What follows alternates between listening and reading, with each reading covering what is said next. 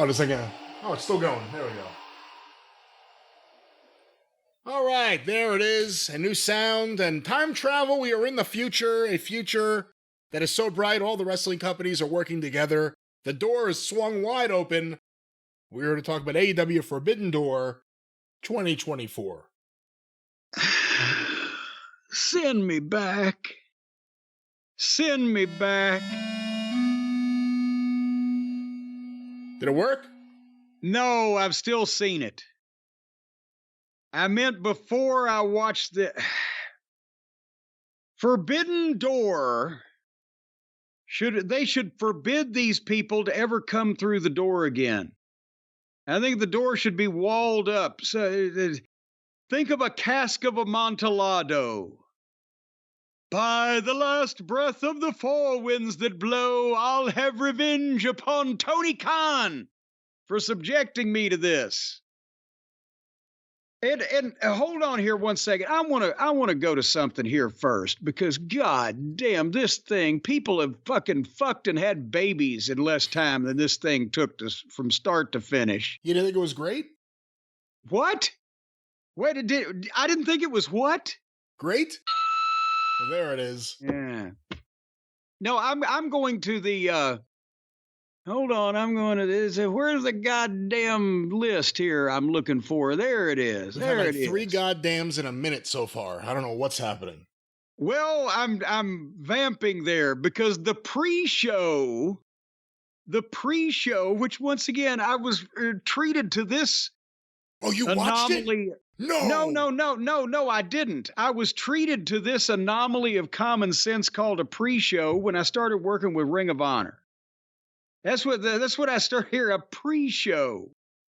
And pre-shows for pay-per-views used to be, we're going to stand here and show you the clips of the angles, the way they were set up, and sell you these matches. It's on the Barker channel or the pay-per-view pregame or whatever, and then boom.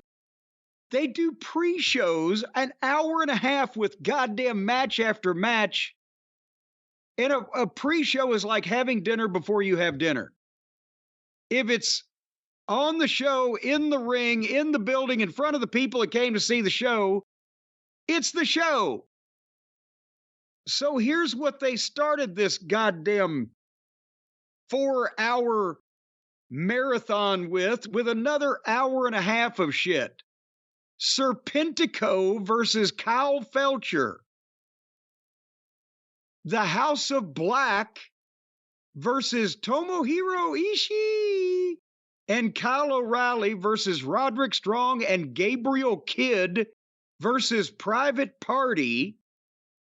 Chris Statlander and Momo Watanabe versus Willow Nightingale and Tam Nakano. Tam. Huh? Tam. Tam what? Tam Nakano. Not Tom Nakano. Tam Nakano. Either one. Tam.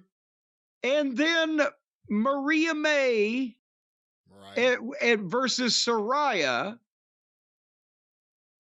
And then, oh my God. What was the talent budget on this show? Yota Tsuji, Titan, and Hiromu Takahashi, who are the Los Fuckers and Goobers of Japan. LIJ.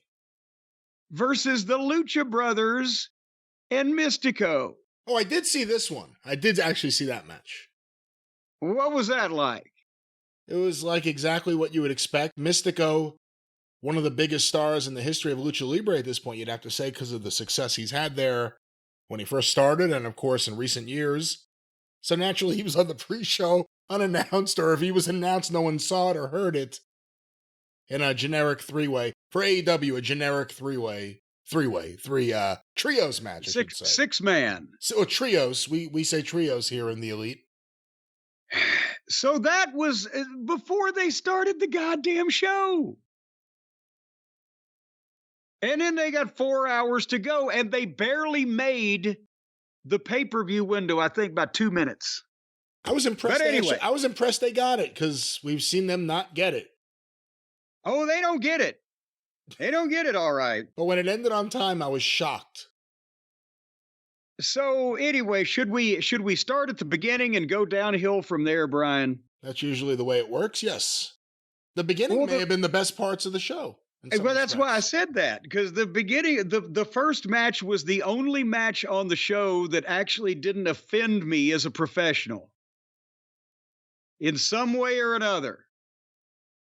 And imagine that it was MJF versus Hechicero. And okay, we established that MJF is not only one of their biggest names and the only proven ratings mover that they've got left after they've run the talent off. And it's his hometown, and it's a pay-per-view, and they book him against, as he said, a random unknown Mexican guy, paraphrasing his promo, who was drawn like a badly drawn cartoon character or whatever.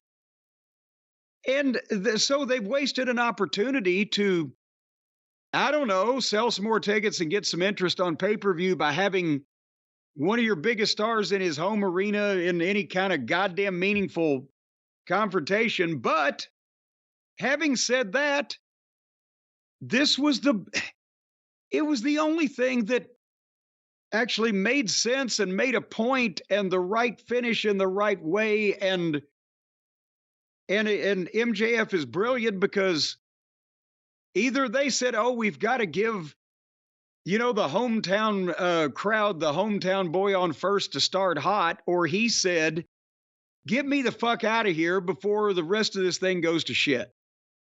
Because this was the first match. So he's always on. He looks great physically, his facials, his body language. He sells everything, whether it's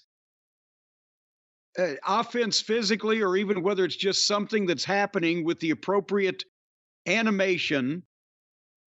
And Hechicero didn't fuck this up. He wasn't bad. He wasn't goofy. His mask didn't fall off.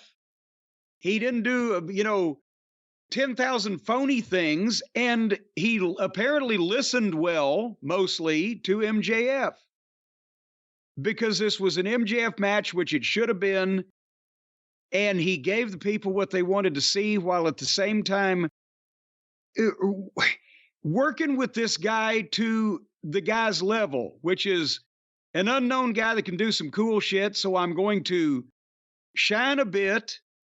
Then I'm going to let him get some heat so that then I can beat him. And that's what happened.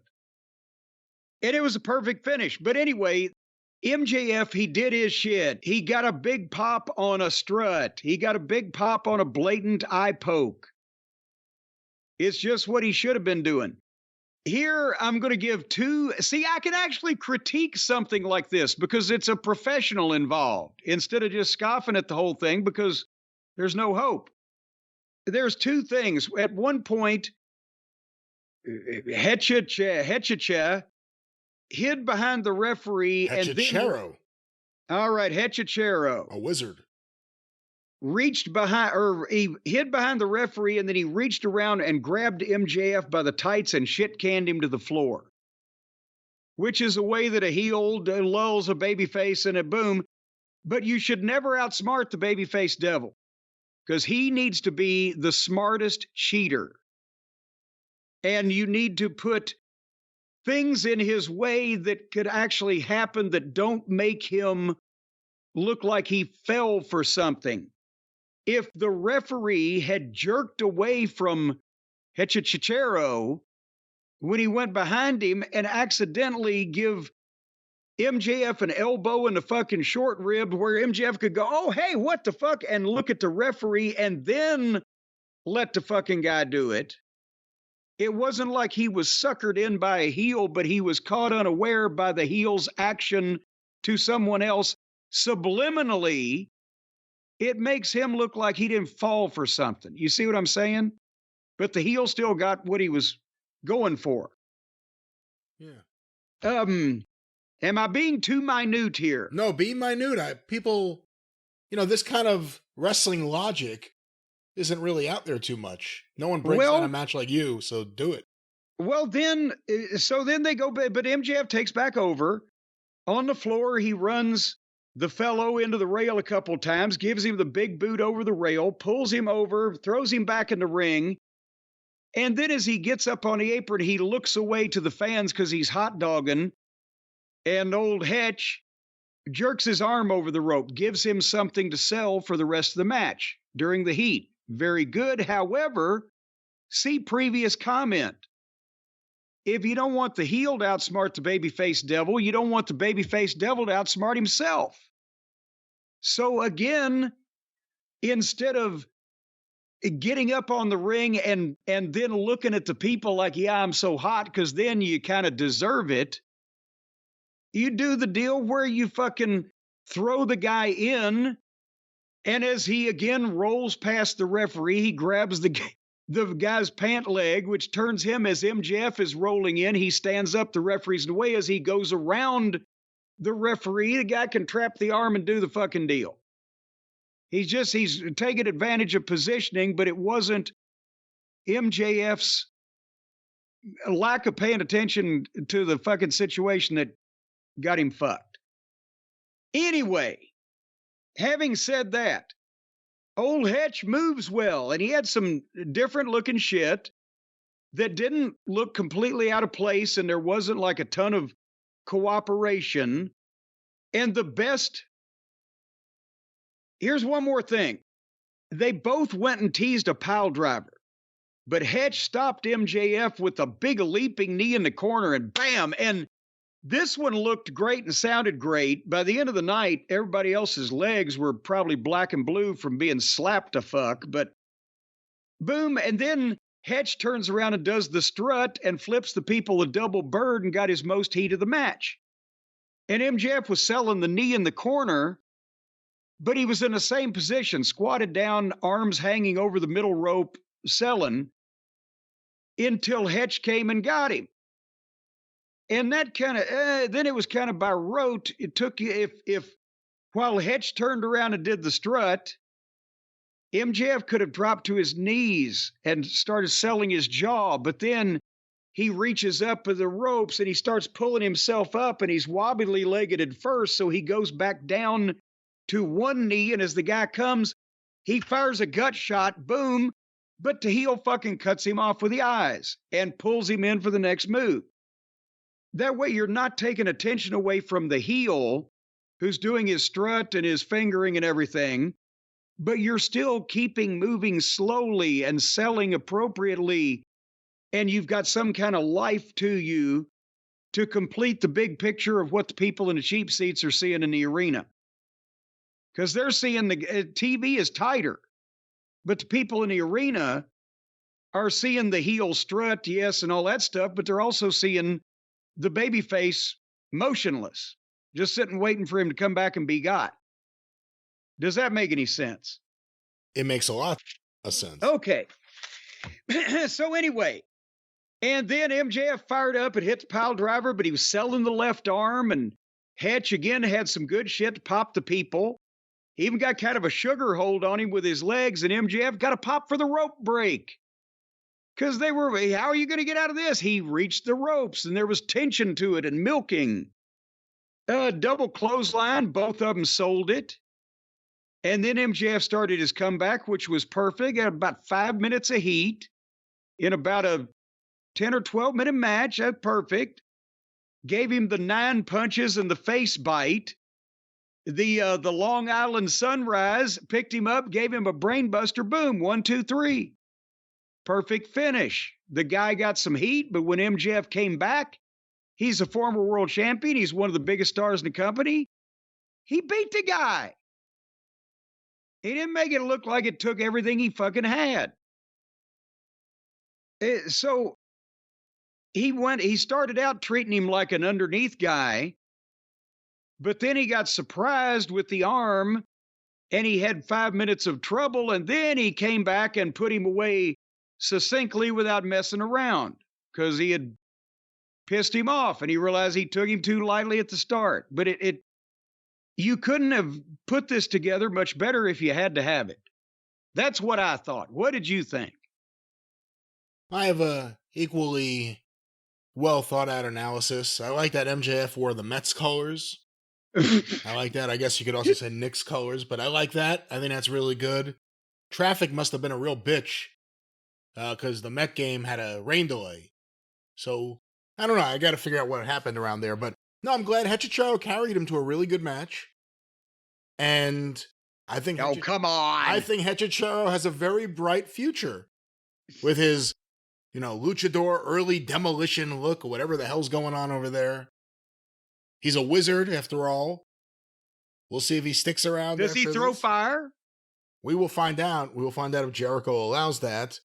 But no, this was a fun opener. This is all you could ask for. MJF, hometown guy, should have opened the show. Considering what everything else was on the show, there was no other place to put this. It had to open, and it was a good opener. It was they passed the ball off well to the next segment. It was up to them to carry that ball and take it forward, but it was a good opener.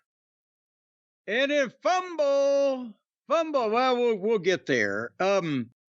Because before the next match was the ridiculous video package that all I'm thinking, can you imagine if a new viewer might ever actually wander in somehow and say, I'll buy this wrestling pay-per-view, and they see something like this and they don't know, how did they think, what the fuck? They think, well, okay, is this serious or is it a parody show?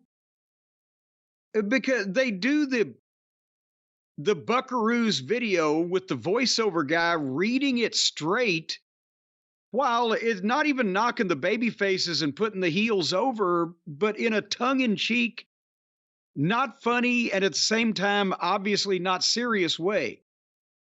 Whereas it's not funny, it's goofy. But why is this, again, the giant hole in any of this logic is, why does Tony Khan allow any of this? A no-cut contract doesn't mean you can fucking super pile drive your boss or goddamn run other people over with vehicles or goddamn put on goofy videos on the show without the owner overruling you.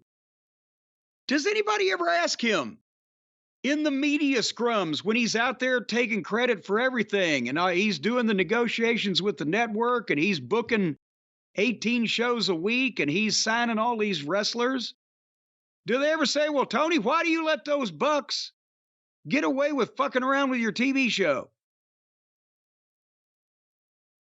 No, that wasn't a rhetorical question. No one asked that question. I mean, I think a lot of the people there, may root for the Bucks, but that question's never asked. But I mean, in storyline, they're in their storyline. They're in their storyline. Well, why, Tony? Why? Explain to me, oh creative goddamn genius booker, how in your storyline that they can do all this shit and you can't do anything about it. Or Chris Daniels can't do anything about it if you appointed him. Have we seen him since? No, after that, ladies and gentlemen, I'm back. I don't think he's been on TV or held a microphone since. What the hell was that? I'm back. Well, you're going right back out.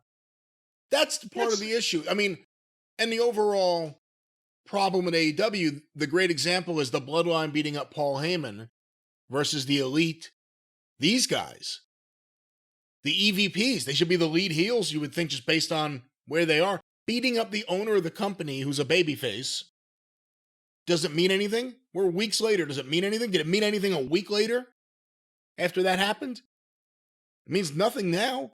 Do these guys have any heat? Do they have real heat? People boo because they don't want them to succeed because they're sick of them. Not because they're heels that they want to see the babyface beat. And again, whether it was merch under the Young Bucks' wife, whether it's everything the Young Bucks do creatively, whether it's the personnel decisions that were made in large part due to the Young Bucks, the firings that were made due to the Young Bucks, just everything. It's the law of diminishing returns. They are not over and they seem more minor league than ever before. and they've seen minor league in the past and often. So this is it's bad stuff. It's and again, the decline in popularity amongst AEW's fans. A lot of it could be pointed to everything with CM Punk that went down, and then the airing of that Jack Perry video, and the Young Bucks rebranding as the EVPs, the heel goofs who dress goofy and act goofy. It's all been downhill since then. They've strapped themselves onto Okodi because he's still popular. They'll finish that off pretty quick because a lot more showings like this. I don't know how even the faithful can, excuse Okodi, but they've strapped themselves onto him to try to be artificially over. And what it's made out of him is two strap-ons, pretty much. They're just hanging around him. And because they walk out and people are, and then here comes Okodi. Hey, we kind of still like you because of what you used to be able to do. I don't fucking know. And that's the right after the video was this match, because I guess they figured we know this thing's going to go 4 hours too, and we're smart like MJF. Let's get the fuck out here and get out before the thing goes any further in the hole. And I always skip the Buckaroos matches these days, Brian, right? Because it's the same thing. But I thought, here's Okodi, the multi-million-dollar man. Here's Tanahashi, the president of New Japan. I'm going to see what the fuck that they can come up with, right? So I watched as much of this as I could stomach. Do you blame me? I was hoping you watched it because, again, just like the MJF match, but for different reasons, I wanted you to break this one down. I thought it was fascinating. Here's the thing, and the Acclaimed were over. And they still like him, and this was the crowd. If any New York AEW fans, if anybody's going to like any of this shit, it was them, and they did like some shit here. Best rap in a while. Best Max Caster rap in a while. Well, I was about to say, Caster, they gave him some extended time, and he ate him up and said bitch about 46 times, making fun of the only word Okodi knows in English apparently is bitch. But they teased Okodi and Tanahashi starting, and I'm thinking, okay, can either one of these guys please impress me? And then Okodi tags out. And observations. Bowens and Maddie, they did the aggressive parkour, but Bowens looks sharp and athletic, and he has a physique. And I think, well, Caster got the attention with the rap, and that is still his strong point. I think Bowens is a heck of a worker if he was anywhere else but here. Again, this is it's ridiculous. It's an indie level. I guess I've never seen a PWG match or show, Pro Wrestling Guerrilla. Just because their breath smells like cheetahs ain't no sign that they're Tarzan. But I assume this is what it's like. It's nonstop goofy spots mixed with comedy that only a small audience cares enough to live their life around and understand. And they do contrived shit so that the one guy can leg drop both of the Buckaroos in their tiny little nuts. And Caster must have nuclear heat because as soon as they got him in, he did like a hip toss and they cut him the fuck off. And then Maddie put his headphones on, and Okodi's dancing around like an idiot. Thank you, Tony Khan, for a $2 million. That's probably just Okodi for a year. It's amazing. WWE wanted him, and by all accounts, and he chose this, and it's not even just about money. Look at what he's doing, and look at how he does it. And if WWE wanted him, the only reason they wanted him was so Japan wouldn't have him. So now they saved a lot of money and they got what they wanted. Can you see? Well, no, so Tony wouldn't have him, not Japan. Well, if they want to no, I'm talking about if they wanted to fucking go to Japan. I think if they were trying to sign him, that's because they wanted to go to Japan. Because Look at him right now as we both sit here and he stands here on this earth and tell me that a WWE match wouldn't break him in fucking half. I'll say this, because I watched a lot more of New Japan when Tanahashi and Okada were having classic matches than you did. Although I think you may have seen one or two of them. But it's been years, so I put it out of my mind. They were great matches, and those guys look great in them. Okada was the younger guy. To me, the story of this match is less Okada, or I'm not even saying the story of the match, but Tanahashi. We're seeing all these guys from that era of New Japan, funny enough, with the exception of Shinsuke Nakamura. And whenever these guys come over here, it just looks like they're broken down and they can't do anything. It looks like they can't be hit hard. It looks like what they're doing is going to be, it's not even they're laying it in, it just looks weak. I don't know how to explain it, but it was sad for me seeing Tanahashi. Well, what was sad for me was seeing this was a phony Buckaroos match. They run and they nail Tanahashi and Bowens off the apron of the ring with one punch each, and then those guys sell on the floor for well over a minute and a half, while the Buckaroos, these are all supposed to be main event guys. This is pay-per-view, and they do a fucking comedy crisscross spot, ended up with kissing each other, the Jackson, but the Hardley boys, in the middle of a pay-per-view match. Why don't they just set fire to Tony Khan's money, I wrote. At one point, were the fans chanting CM Punk at the Buckaroos? It sounded like it, yeah. Now, of course, AEW prohibits CM Punk shirts, even AEW ones, apparently, and signs. There's usually a CM Punk contingent at these shows, but they're kind of shut down before they even get in the building. Well, and then they did a tag to Bowens, who made a comeback on the Buckaroos. And see, now here's the thing.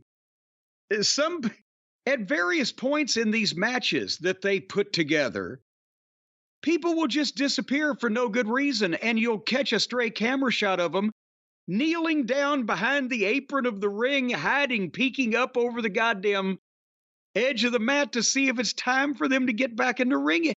What does that look like to the arena? How unprofessional is that? And they're not the only ones that do it. It's a modern wrestling thing, but people just disappear out of sight. Like, we're going to give you the stage now. Fucking morons. So Bowens made a comeback on the Buckaroos. Everybody else in the match was completely out of sight. And then Caster appeared, but the two Japanese guys were out taking a nap. And you would see them kneeling on the floor in the corner of a camera shot. And then they got simultaneous cold tags. And Tanahashi made the comeback on Okada. And I mean, compared to everybody else again on this show, whether they can work or not, these guys are moving like they're 80. And then the other four guys have disappeared and are laying on the floor for no reason. You actually see Caster peek up over the apron and then see it's not time and duck back down. Again, the front row is looking at you. If you can't have a goddamn 6-man tag team match where people don't have to roll out of the ring and just hide, then don't have one. I've never seen shit like this before. So then they're destroying any illusion that people might want to have about any of this. And then they all run in the ring and do shit to each other. And then somehow the Buckaroos stopped the Acclaimed on the floor, and Tanahashi splashed Okada, but he raised his knees. And then the Buckaroos rolled in and played with their tennis shoes and then super kick everybody and dive on the Acclaimed. And then they're just out of the whole goddamn thing. And Okada slams Tanahashi, does the elbow off the top, flips the crowd the finger. Tanahashi small packages him 2 count. Who does these fucking finishes? And then more shit happened, and Okada hit that shitty little short arm clothesline and beat Tanahashi 1, 2, 3. Jesus, Mary and Joseph. Your thoughts in closing. I don't even know what to say anymore. I mean, I will say the Acclaimed are a little more interesting today than they were yesterday. And that's been the first time in a while I could say that. Max Caster killed it with that rap. The Bucks have no heat.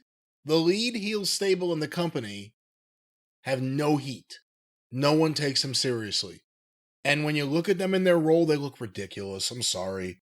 They do. They don't look like top guys in any company. And it shouldn't go based on looks. Rey Mysterio doesn't look like a top guy in any company. But he was one. The Bucks, at some point... You know what? You may not have to always look like one, but you got to act like one. You could try. You always got to act like one. But if you think your own shit don't stink, and if you think your stuff's the only stuff that matters, this is what happens. No one gives a fuck about them. No one cares at all. And you really have to evaluate their story more and more, and you realize their great success was being one of the very few indie acts ever to really market themselves. It wasn't about the event or the promotion. It was about seeing them. That's the smart way to do it. More guys need to do that. But that's what killed every company that they were associated with, killing the business, until now they're being able to kill the most well-funded one in history. But they built up a wave of goodwill into the start of AEW, and that was it. That was the peak. It's been downhill since. And there's going to be no increase. They're just not that good. And I know people will flip out because they love the flips and the matches and Nick Jackson flying all over the place. But these problems that you talked about were always there, with people hiding and peeking up over the apron, waiting for their chance to run in, their time to run in, their spot. Their cue to run in. It always happens. I mean, every one of these Bucks matches breaks down the same way. And the fans don't seem to give a shit. Even with Okada there. It's dragged him down more than him pulling them up. We don't care anymore. We don't care what you say. You never could work a goddamn lick anyway.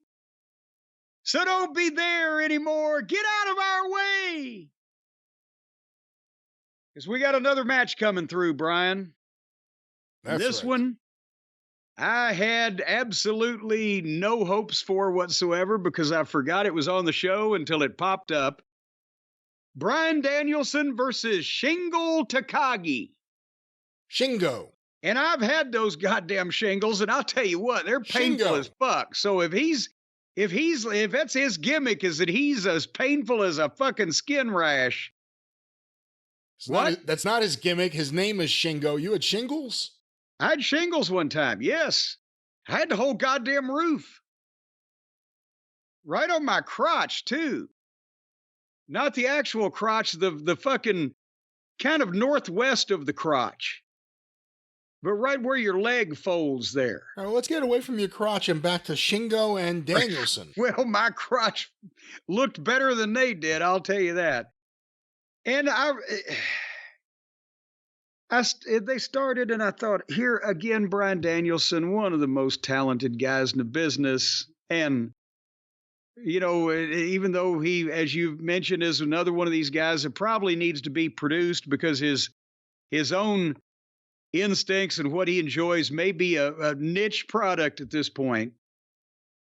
But who gives a shit? This is another one of these guys that he wanted to wrestle because it's on his bucket list. But did anybody want to see this? Who is this fucking guy? Again, it's Bryan Danielson, one of the biggest names in AEW to the mainstream fan, wrestling somebody that they've never seen or heard of before. And it was fairly dry. I hope Bryan is having fun. And one thing did tickle me.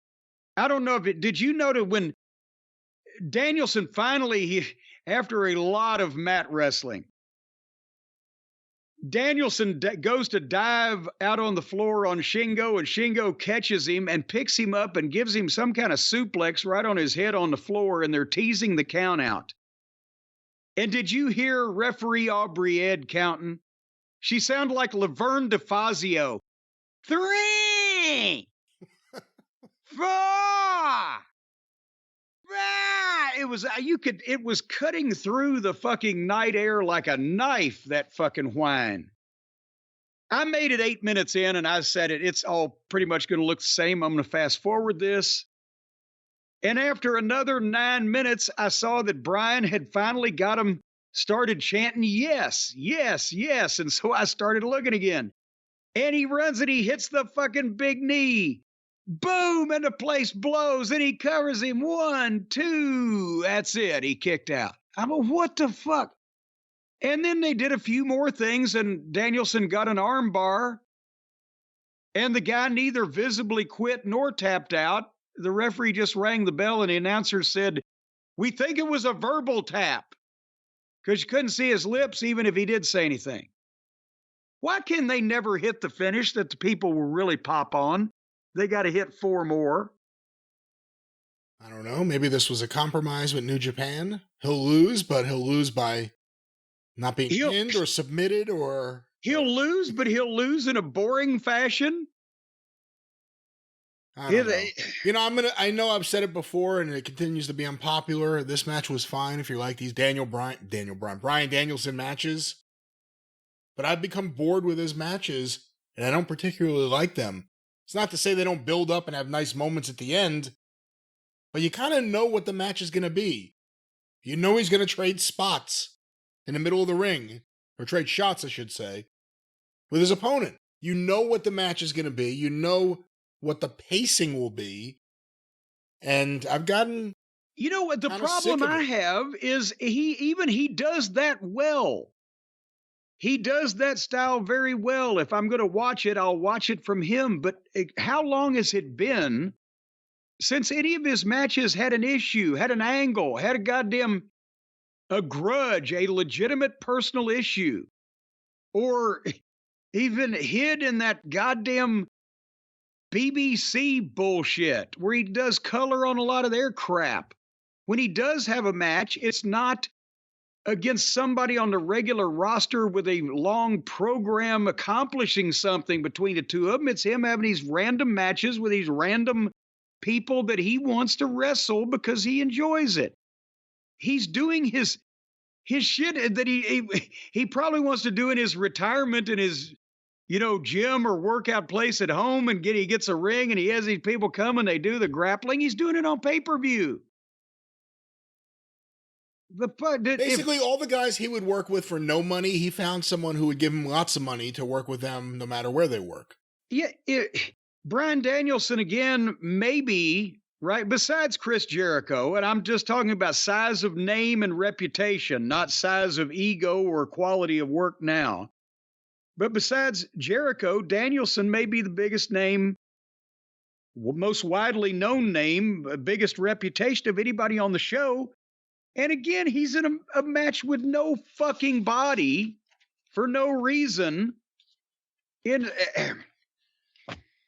I guess that's part of the big issue with Forbidden Door. And again, they announced during this pay-per-view that they're going to be running on pay-per-view with a second Tokyo Dome show.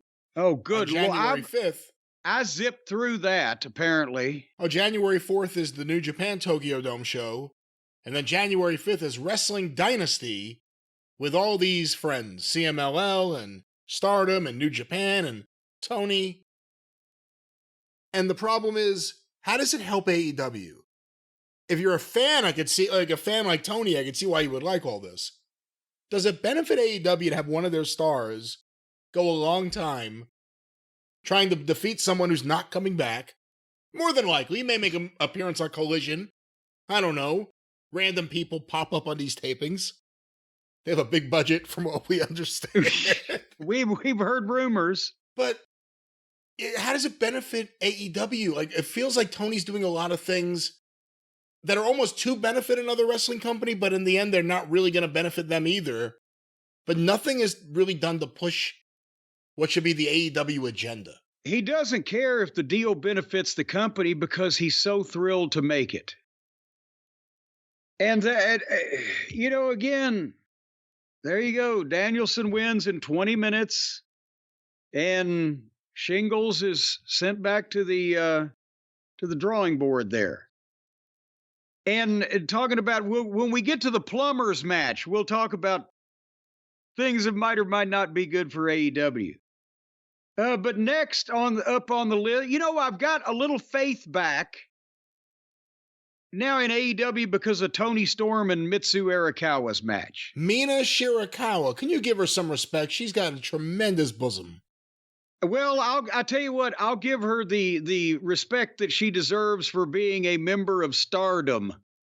So let me go ahead and give that respect to you. I knew what sound you were going to play before you even reached for it. But no, because at least now, with this match, I see that AEW are moving forward and evolving the rotten women's situation that's existed in wrestling.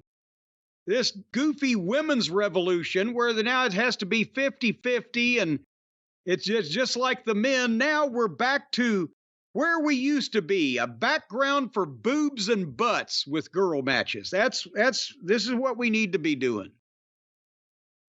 It's more honest. You know what? It's more honest with the fan base they're pitching it to. Again, there's no female audience here. They're pitching it to based on, again, when we talk about the ratings, the key demo is like 300,000 maybe. Let's use that as a number. The rest of that number is mostly men over the age of 49. This is for them? If it is, why is it for them? What are they supposed to be thinking about watching this shit? But anyway. Well, nevertheless, so Tony won the match with the pile driver. Now, Maria May had given both of them a bouquet of flowers before because she's been friends with both of them. And then at the end, when Tony won, Maria was conflicted. But then, and folks, I'm going to tell you, if you ever want to see some really high school drama class acting chops on display amongst the second stringers that didn't make the audition for the main parts in the play, and maybe that's why they came up with the understudy gimmick to begin with, Maria and Tony have a romantic moment, staring into each other's eyes. And then Tony pulls old Mitsu up to her feet. And Mina. then her. And they look at each other, and then they shake hands in a stagey way. And then they hug. And then Maria comes over and starts pointing like, you know what you need to do. And Mitsu, I was waiting for it. Are you there? Mina! Okay. She makes all kinds of stagey faces, and then they all three kiss each other. But not even in a interesting way with tongues lolling around like anteaters, but just in a peckish kissing your aunt hello kind of way. And that was that. The word drivel is not used enough in today's society, I don't believe, and I'd like to bring it back, and I'd like to nominate this as being fucking drivel. So again, who is this lesbian love triad angle for? But it's not, it's platonic lesbianism. It's not even Showtime lesbianism. It's like, I have two mommies lesbianism. Who's that for? I mean, that's the thing. If you're not going to go all the way, I mean, if Tony wants a pay-per-view number, just have them fuck on pay-per-view. But if you're not going to go all the way and do anything grotesque, and they probably shouldn't, I don't know why I say grotesque. If you're not going to do anything explicit, I guess. I don't know. I really don't know if it would be grotesque. It would be a better program. Who is this for and why? You know, Orange Cassidy doesn't have a lot of the buzz he used to have amongst their fans. And even the ones that like him maybe like him a little differently today than they did a few years ago. I feel like Toni Storm has taken over for the ironic wrestling fan. So those AEW fans can watch this stuff and lose themselves in it and tell themselves this is a great story. Even though it's complete, I mean, that's the thing. It's like I'm a wrestling fan and I can appreciate good women's wrestling. And I don't have any idea who this is for. Because it's not for girls. And it's not for adult men, I wouldn't think. Suzanne sometimes comes in when this is on. I have to explain, like, this is on the show. It's not like I'm, you don't hear me talking about this match in the kitchen. Oh, I can hear, if this is on where Stacy can see it, I can hear her screaming, "Oh my God!" in the other room. She's offended as a former professional. It's silly, it's stupid, and the overriding thing about AEW's pay-per-view here especially, and most of the shit they do, is that it's fucking fake. They're not trying.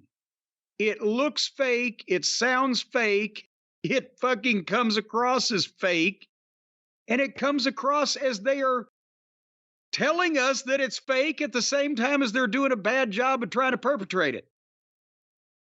And that's pretty much the goddamn cardinal rule of the wrestling business. The first one you don't break is don't let this shit look fake. And that's what they're doing. Because they think it's cute somehow, because they've all got their own heads up their own asses so far that they think they're goddamn stars because this fucking mark is paying them to be on a television program that cost about $2 million a night. Speaking of fake, the next match was Q-Tip Sabre against Pockets, and I went to take a shit and came back when it was over with. What did I miss? A lot of grappling.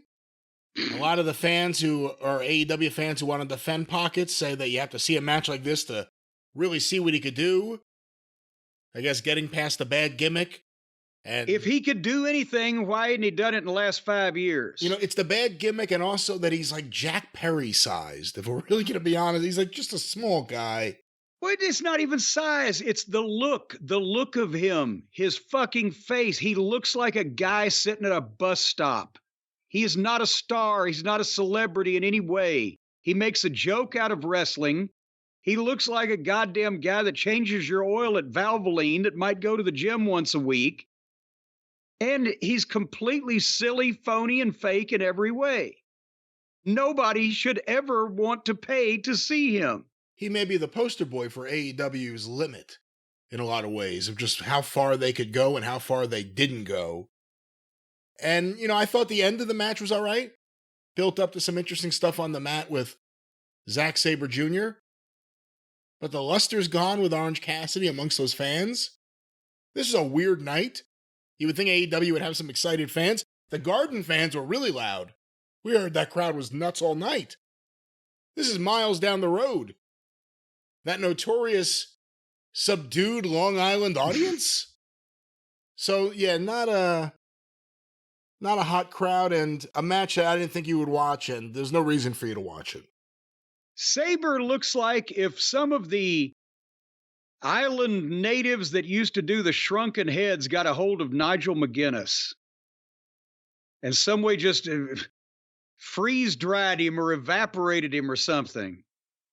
And just, that's what's left. It just shrunk his head but left the rest of the body the same. Well, no, they shrunk the whole body, everything. Just everything. He's a great value Nigel McGuinness.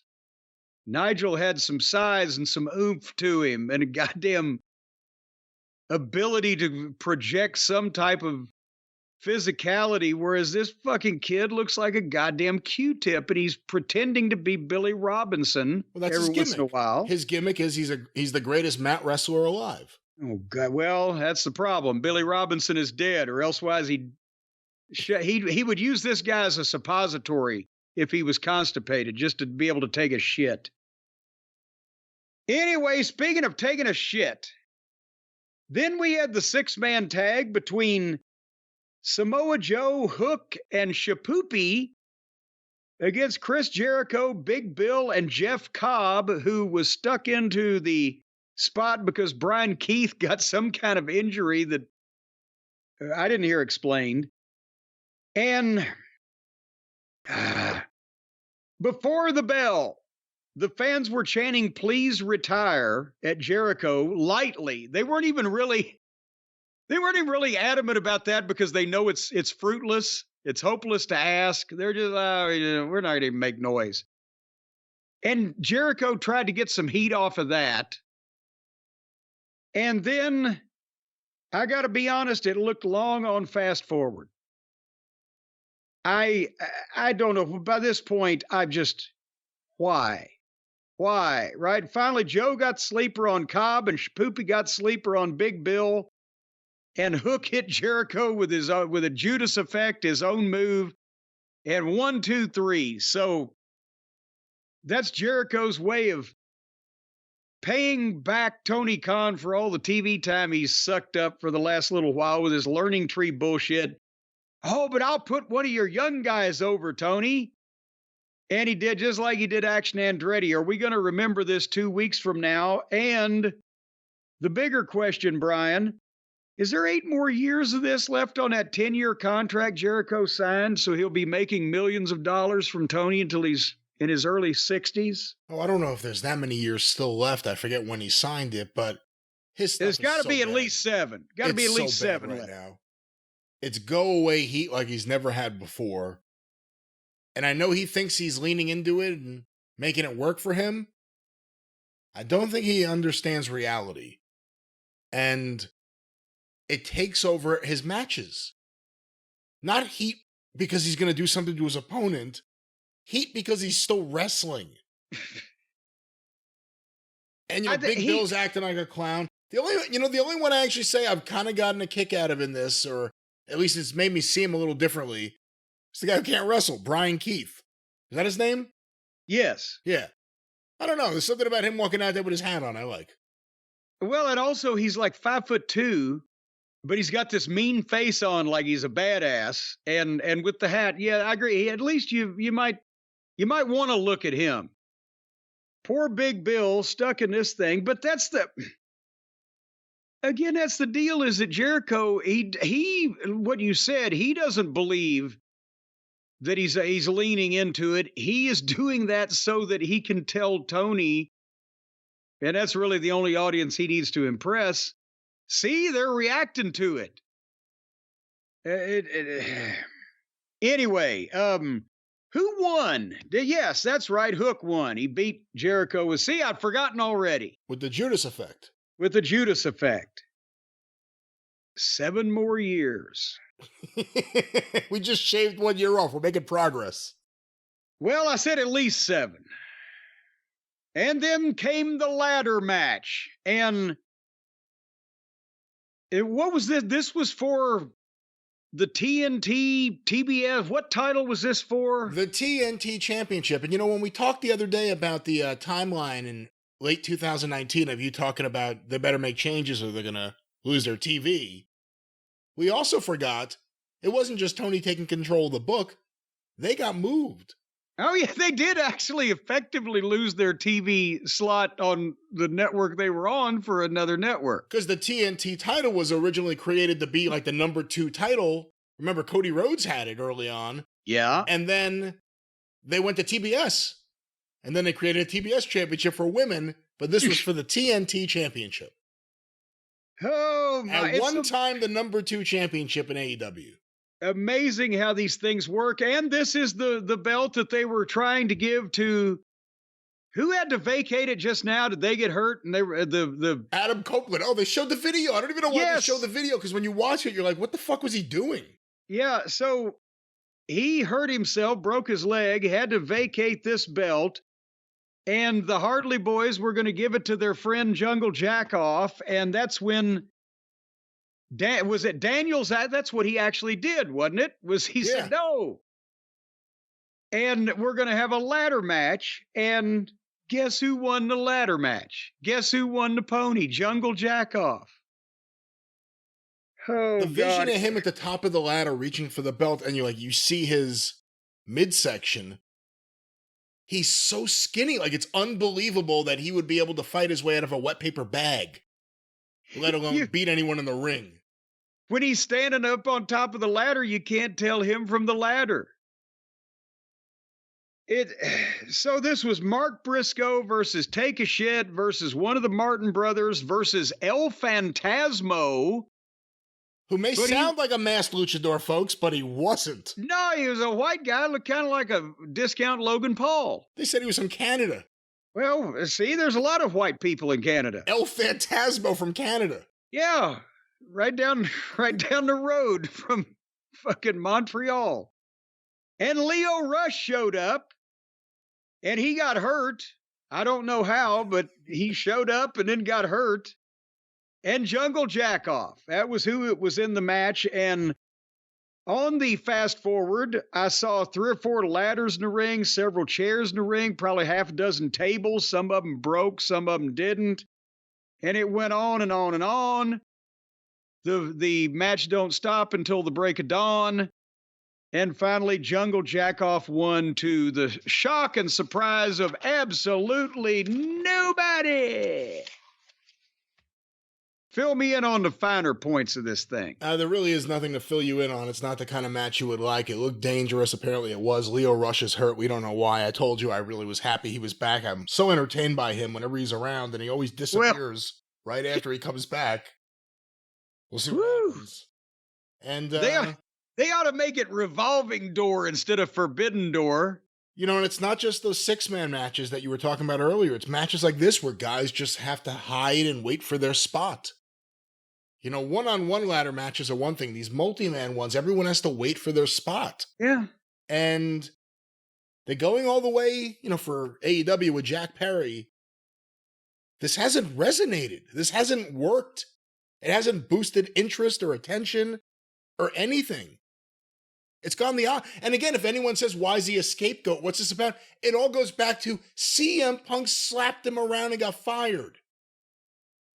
So it's so stupid, but they're going to keep trying. We'll see how this works. And wait, hold on here 1 second. Hold on. American Heritage Dictionary, 3rd edition, scapegoat. Let me see if scapegoat is listed there. Does it say anything about a guy that makes smart-ass comments and then gets his fucking neck choked and then, hold on here, scarce. That fits the crowd. Scapula, scapegoat, one bearing blame for others.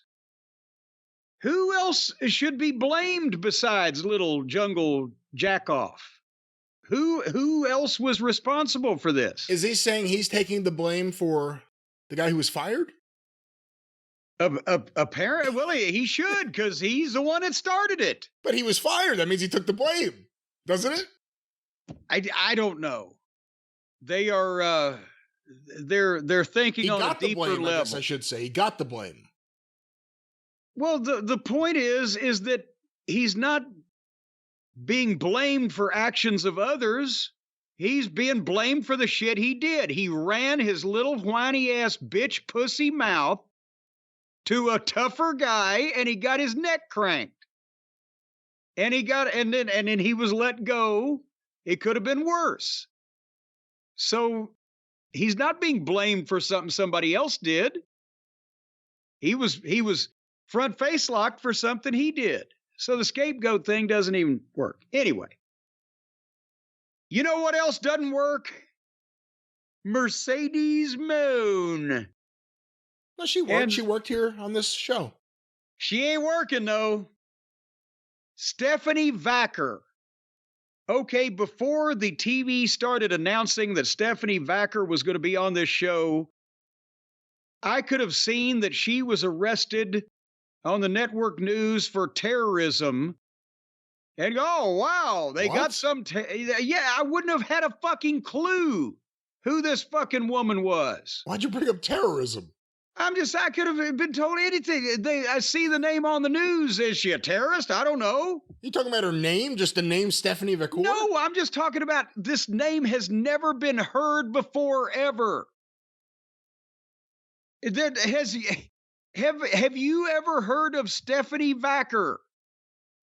It's Vacker, and I'm not a big fan of international women's wrestling currently, so I was not familiar with her name at all until she appeared. The point is, this is the first time that she's ever been in front of these people, in front of this crowd. Nobody's heard of her until 6 weeks ago, and they're chanting for her.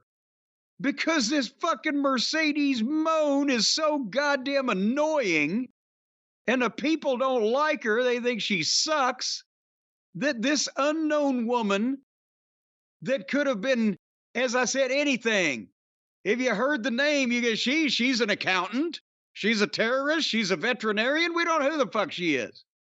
Again, why is terrorist thrown in there in the middle of accountant and veterinarian? Why do you keep going back to terrorist? Because that's the first thing I said, and I'm trying to tie it all together. It was a poor analogy, and I'm trying to fine-tune it. The point is, she could be a teacher, a serial killer. They could be a teacher, maker, a serial killer, a candle maker. There's one. But they've spent millions of dollars for wrestlers to bring in, and nobody gives a shit about them. And they've booked them into obscurity, where even if they did give a shit about them, they don't after a few weeks. And here this woman comes in just to do a goddamn job for Mercedes Mone, and the people are chanting for her. Something's wrong here. So why would you cheer for Mercedes Moné? You wouldn't. But apparently they think somebody's supposed to. Yeah, that's the thing. Her whole gimmick is she thinks she's entitled to the cheers. But why would you cheer? No, they started out thinking that people were that she was going to be a babyface. You can tell. They started out thinking she was going to pop a rating. Well, you can tell, and none of these things have happened. But that's, again, the first move of the match, right at the bell, right before the bell, was Stephanie sucker headbutted her. And that's a heel move. Oh, shit, ding, ding, ding. And then she gets on her. And they started working it like that Mercedes was going to be the babyface. And I'm sorry, but between, again, the stripper shimmy and the annoying fucking music with the annoying fucking CEO chant and the obnoxious but yet stagey and fake interviews, people don't like her. And they tried, it looked to me like two cheerleaders at a Halloween party trying to, but neither one of them was a heel or a babyface in terms of work. There was no way to tell who you were supposed to cheer and who you were supposed to boo, except that Mercedes is so fake and annoying in personality that they got people chanting for the unknown. And they hate Mercedes so bad, being from Boston, they were chanting, "Fuck the Celtics." Did you hear that? Oh, I heard that. I like that. Well, but the fuck? It'd be like if Lawler was introduced at the Louisville Gardens and be fuck Memphis State. Well, to be fair, she was sitting courtside for the Celtics during the playoffs, so that there is something to tie her there recently. Anyway, this was so fucking long that finally people amused themselves by cheering for Stephanie and anything she did, and finally Mercedes hit that shitty finish of hers that I don't know why somebody hadn't switched that thing out for her, and then got a crossface, and Stephanie tapped, and the fans booed. The fans booed the alleged babyface making the heel give up. You know, I was just going to say, Vacker actually looked all right in there. She wasn't as bad as Mercedes. Now, there are people who say Mercedes is maybe the greatest women's worker of all time. Well, there's people that say Trump ought to be president again, even after the debate. I'll still take senile over a criminal. And speaking of criminal, then the boos got louder as Mercedes was doing her shimmy. And then Britt Baker came out. And the people popped. Now they're good. Obviously, Mercedes is a heel now because there's Britt Baker. And they stared at each other, and then Britt left. But apparently, Britt has been in the gym for Adam Cole. She looked fantastic, had a tan, the whole 9 yards. She looked like she could kick the shit out of Adam, as a matter of fact. She was dressed for it, too. She was dressed like she was going to jump in the ring, and she turned and walked away. And it said, "Just walk away, Britt Baker." Britt that was Bake? well, That's how you save that? Come on. Walk away, Renee. Walk away, Britt. Walk away, Britt Bake. It doesn't work. See? Hey, don't you go complain to the fucking left bank. No, that's the Four Tops. No. What? Walk away, Renee, the left bank. Google it. Bet me $500 right now. I'm not betting you money. All right. I don't play with money. So then. Walk away, Renee. Hold on. The left bank. Who wrote this song? The left bank. Oh, now you're going to get down in the minutia, huh? Why am I thinking of the Four Tops? I don't have any idea. The Four Tops Sugar Pie recording Honey was on their Bunch. 1967 album, Reach Out. Well, they stole it. I like their version better. What? Oh, come on. We can't play it on the air, so we can't have this discussion. We just have to accept what I said. No, I will not accept what you say. Nobody did Walk Away, Renee better than the left bank. And that's a bank with an E on the end, I'll have you. That shows they're classy. You keep me hanging on. Do you like the Supremes or Vanilla Fudge? Well, the Supremes, because it's the classic, but at the same time, Vanilla Fudge didn't butcher it. They did do an acceptable heavy metal 60s version. It's not like that goddamn... Who did Turn the Page just now and fucked it all up? Or not just now, but after Bob Seger. And they play that on the classic rock station. It's Metallica is who it is, I think. Anybody that does Turn the Page besides Bob Seger ought to be horsewhipped and flogged and anally protruded. Speaking of being horsewhipped, flogged, and anally protruded, oh, God damn it. I had to watch The Plumber because I wanted to see the IWGP title, the world title of New Japan, the one that's been featured at the expense of the real AEW world title and its champion on their TV for the last couple months, that the Plumber won somewhere in San Bernardino, California or something. He didn't even go to Japan, and he won it on an American show, right? You're thinking. Right. Right. Well, actually, I'm not sure.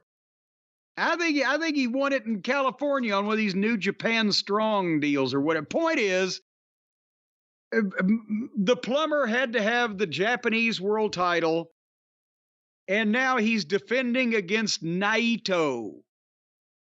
Not Naito, but Naito. There's an I, or elsewise it would be the North American Treaty Organization. Yeah, you're right. He won the title in April in Chicago. Oh, Chicago, not San Bernardino. So the New Japan World Championship was won in Chicago, lost in Elmont, New York. But the problem is that here again, Moxley, along with Danielson and Jericho, one of their top guys, and mainstream names, well, not a name, he had a different name, but you know what I'm saying, recognizable to the greater audience at large. He wins the title on a New Japan show and then comes in on an AEW pay-per-view. Another one of Tony's top guys just gets beat outright by this fucking unknown fucking guy. What? You put MJF against a Mexican mid-card guy. Danielson barely beats a Japanese senior citizen, and then another Japanese senior citizen kicks the shit out of one of your top guys and beats him on your own pay-per-view. How is this benefiting Tony Khan's AEW? Well, like we were talking about earlier, Forbidden Door and the lead up to it doesn't benefit AEW at all, especially if the buy rates are going down, not up. The exposure he's giving other promotions' talent, especially the ones that he's not going to immediately turn around and try to sign, is admirable, but it doesn't help AEW. WWE and NXT specifically just featured TNA talent on that show. It benefited NXT. It benefited TNA too, and that's the real goal is a win-win. But for AEW, this is time they should be spending building their talent so that everyone's ready for something down the road, soon or later. And instead, everyone just stands in place. And part of the reason is the weeks at a time spent building up other companies' wrestling stars. And it does nothing to advance AEW-centric programs. Let me give you a little brief dissertation on my impressions of this match, because I said, okay, it's a world title match. I'll let them see what they can do to impress me. And they started trading fake forearms that nobody sold. And then Mox did fake kicks that didn't connect. And then he went out, he slid 2 chairs in. But Naito whiffed a gut kick where he threw the gut kick and it wasn't even anywhere near him. And then they botched a spot where Moxley was charging in the corner and went for a clothesline, but Naito went for the kick at the same time, and they both fucking hit each other at the same time. And not meaning to. And then they went to the floor forever and fought on the desk. And Moxley gives the referee, who was a New Japan referee, looked like he was 4'7". He gave the referee the finger, and I wrote, why is this no-class piece of shit allowed on television at this point? He contributes nothing except his own delusional mental thought of what a supposed badass tough guy is. And he ain't it. And then Naito was beating on Moxley on the floor with a foam rubber tube. And I fast forwarded to about 15 minutes into this and found some more fake forearms. I used to watch my stuff back on tape, the Midnight Express's stuff, whoever I was managing, to see if there was anything we ought to do more of or less of or whatever. How can, not just fans, but how can these guys who attempt to call themselves professionals look at the video of these fake forearms, and even if they looked good, that the fact that everybody does it in every match would make me not do it. But because they look like shit, it's an expose of the entire business to just watch it. And then Moxley brought another chair in the ring and threatened the Japanese referee, who ran from him, ducked in the corner, and hid his eyes. Am I lying, or did you see that? No, that's the popular referee. They were chanting for him, Red Shoes. So he took Red Shoes Dugan's fucking gimmick from Los Angeles in 72? That's actually exactly what it is. He wears red shoes, and they call him Red Shoes because of the classic LA referee. So then the referee finally got up the gumption to pull the chair away from Moxley and began hugging it like it was a little baby. Don't take my chair. What the fuck is this? So then Moxley tried the double arm, but Naito blocked it, and Moxley tried again and gave it to him halfway, and they kind of fell in a heap. And then Naito popped back up, and Moxley was selling it. And I wrote, imagine if I had paid attention to everything. And then they danced around a little bit like two drunks at closing time, and I'm trying to figure out what's going on, because there was an obvious miscommunication a minute ago, and now they're trying to do something. And then Naito dropped him on his fucking head and gave him another move of some kind and pinned him 1, 2, 3. And I think that the move I just said of some kind was what they were trying to do before, because he would have been giving Moxley his move after he foiled Moxley's. I don't fucking know, but they fell down a couple of times. Could you understand what was going on here? again, I'm going to reiterate what I always say. Jon Moxley's one of the worst professional wrestlers going. Don't say And, one of. well, he may be the single worst, but he's certainly in the list or in the top 5 or 3 or 1. But I can't stand his matches. And at this point, I can't stand people who do. It's beyond just me not liking his matches. They're awful. Every match is awful. This match. What is anybody seeing? Are they overlooking the shit that don't land, the shit that don't connect, the shit he doesn't sell, the fucking horrible look of everything, the nonsensical? They're overlooking all of that. They like the personality and the attitude. And they're able to use that to overlook everything else. He's got the attitude of a fucking drunk in a sewer with bad manners, and he probably smells like it too. So why would you like that attitude? You have to ask those people. I will say one thing. I was watching him walk through the crowd, and I realized if I wrestled in AEW, I would want to do that too. They should just have everyone do that. Change the look completely, cut down on the cost of the stage. Serious. I mean, it's not, you don't have to be as like old school as, you know, you can't see anything because it's so dark, but have guys walk through the crowd. It looks better. You get some energy going as opposed to the ramp and the stage just because that's what the late 90s told us we're supposed to do. I think actually these people aren't walking in through the crowd. They're walking into the ring out of the crowd. Just an open invitation. Come on up. You can work too. Well, that was Moxley versus Naito. I have to admit, I'm surprised you watched it. I did not think you were going to watch that match. Well, as I said, I fast forwarded a lot of it because Jesus Christ. But I mean, I could spend a year picking his shit apart because none of it's any good. Anyway, let's move on to the main event of the evening. Shall we? For the AEW World Heavyweight Championship, Will Ostrich and Swerve Strickland. And how the fuck I'm thinking, are they going to get out of this? Because again, Ostrich is a high-priced acquisition that is a full-fledged babyface, but has been linked for whatever reason since he's been there with a heel manager, even though Don Fallis doesn't come out with him anymore. There was never any goddamn announcement that he had pulled away, and we'll find out later on that Don's still around. And meanwhile, Swerve Strickland, the baby terrorizer with the equally checkered past, is a huge baby face, and Swerve just won the thing. But why would you pull the trigger on this match this quickly? And they've got in 6 weeks or whatever, a show at Wembley Stadium, Ospreay's hometown. One would think he would have gone in with a stellar record and be ready to challenge for something instead of already being turned away.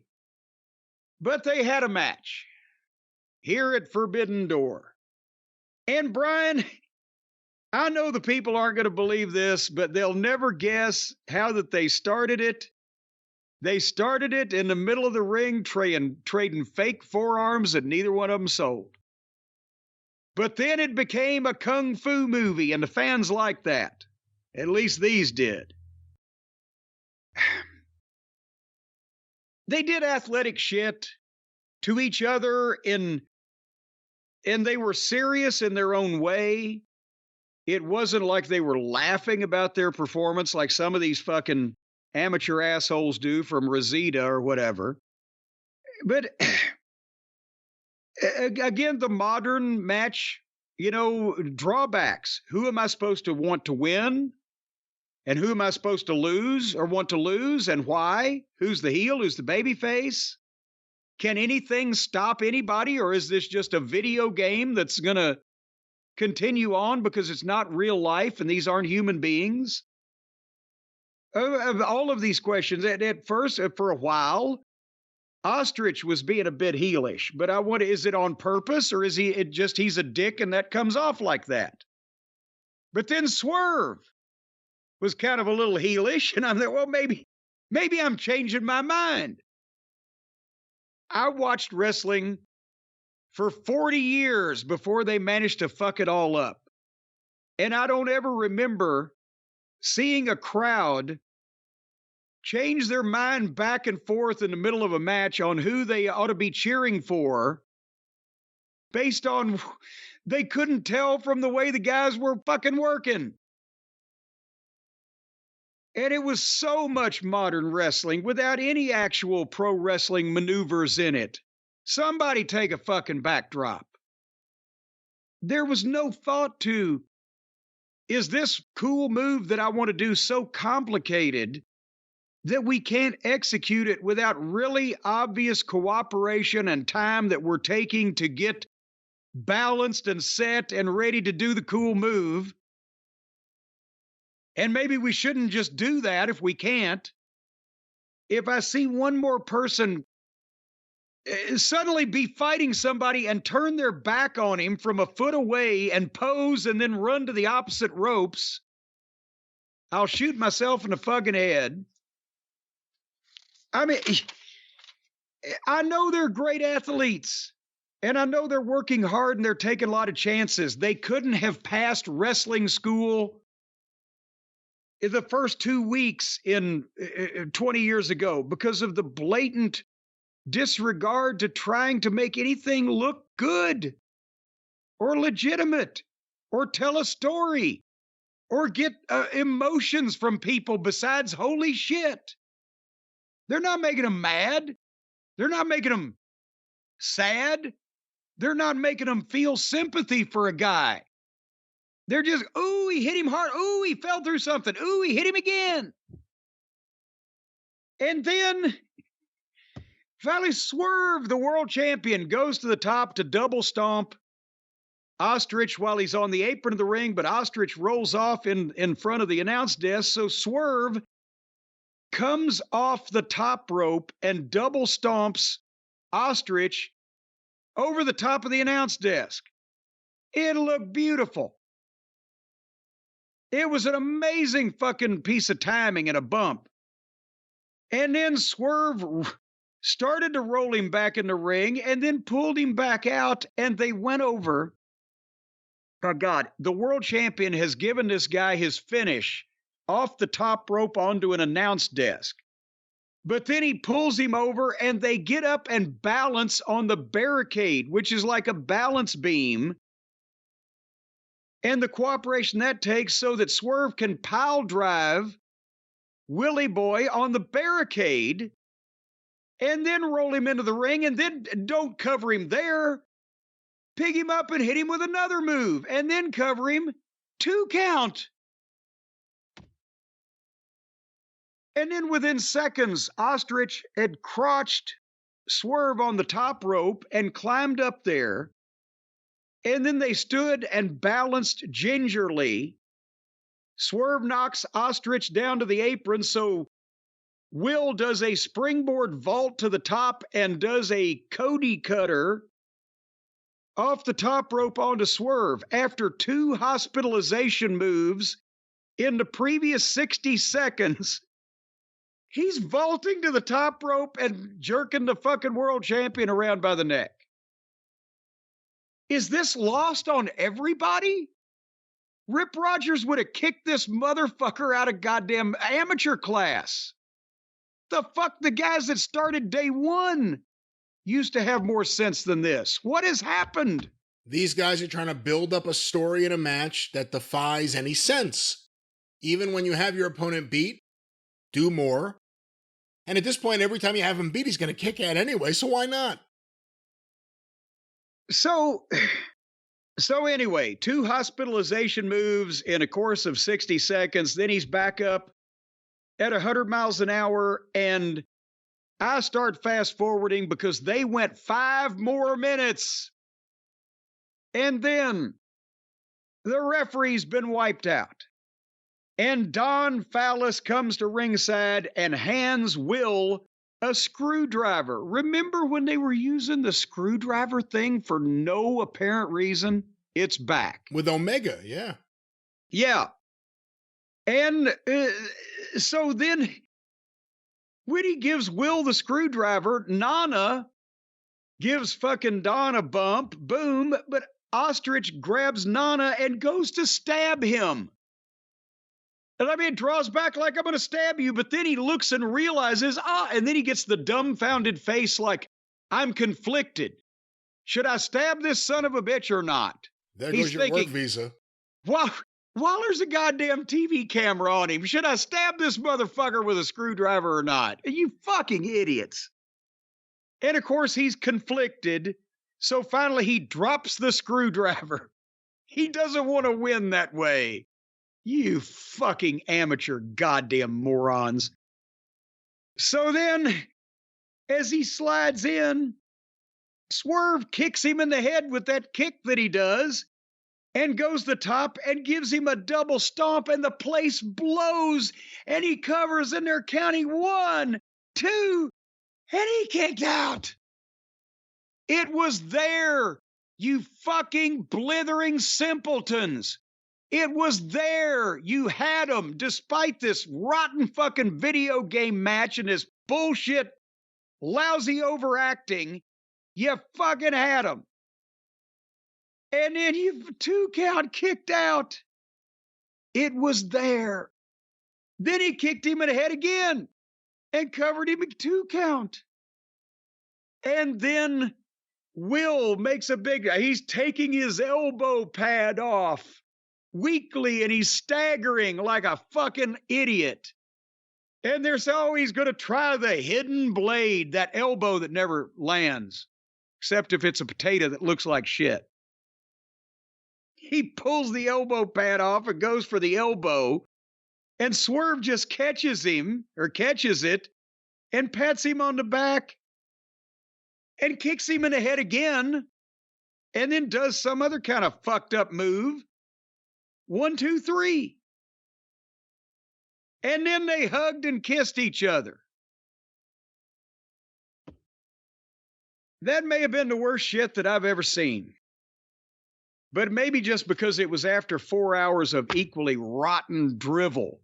Drivel, my word again. I believe it will make a comeback. Beyond the wrestling, what did you think of the actual booking and having Swerve keep the belt, beat Ospreay, Daniel Garcia, watching from the bleachers or from a box? That's where he should have been, up in the bleachers. Well, he was in a box, actually. MJF, backstage footage of him watching the monitor. Ospreay if Garcia was watching in a box, then I rescind my previous statement that anybody that comes out of a box is over. Well, what do you what do you think? Swerve winning, Ospreay losing. They teased something with Ospreay and a disappointed Kyle Fletcher. I don't know if you would call that a tease, but I don't know what that was. What do you think of all this, booking-wise? I mean, obviously, it was too early for Swerve to lose the world title because he just won it, and they delayed it. If they hadn't had Hangman Page in that pay-per-view match, that 3-way, and Swerve had just won the goddamn thing, then he would have been way more over, but Page gets in the way of everything. He's useless. Whatever his family emergency was, he's been gone for 4 months, and it was just in the Wrestling Observer that it wasn't a serious issue. The fuck? People recover from fucking cancer surgery and brain surgery in 4 months. But anyway, it was too early for Swerve to lose the belt, but it was too early to have this fucking match. But then again, nobody knows what the fuck is going on anyway, because Ospreay was brought in at a high cost. Everybody was thought he's the greatest wrestler in the world. He signs with a heel stable and then announces, I'm going back home, but I'll be back when I'm finished with New Japan. He comes back 2 months later, and he's still technically in the heel stable managed by Don Callis, right? Because he's never quit. He's never been fired. Don Callis is the one who gave him the screwdriver here. Don Callis one gave him the screwdriver. Felcher in the group is in the group. So was Hobbs until they hurt him. Somehow he got injured. And take a shit. And Will has beaten every single one of those guys in matches that weren't ever explained as to why that Don would want his top guy to wrestle all of his other guys and cause ill will. And then now Don does not go to the ring with Ostrich anymore, but he comes out with moments like this. What the fuck is happening? The guy's a babyface. Have him renounce the manager. I made a mistake. It's too late now because he's an idiot if he doesn't realize he's made a mistake by now. But how they got this booking is drivel. It's inexplicable. You can't follow it. You can't understand it. It makes no sense. And it buries everyone. It just makes it everyone, sooner or later, no matter how big their name is, becomes part of meaningless sound and motion in this torrent of effluvia. That's what I think about the fucking booking. So MJF didn't get anything on him, and he was probably home in bed by the time this thing was halfway over with, and it went downhill from there. Everything else sucked. Well, that was Forbidden Door, or as Tony Khan called it, great. And this is your show. That was Forbidden Door, or as Tony Khan called it, $1 million or so. Well, it's New York. It may be more than that. You know what? I didn't take that into account. Union, 1.5. What's the tax credit up there?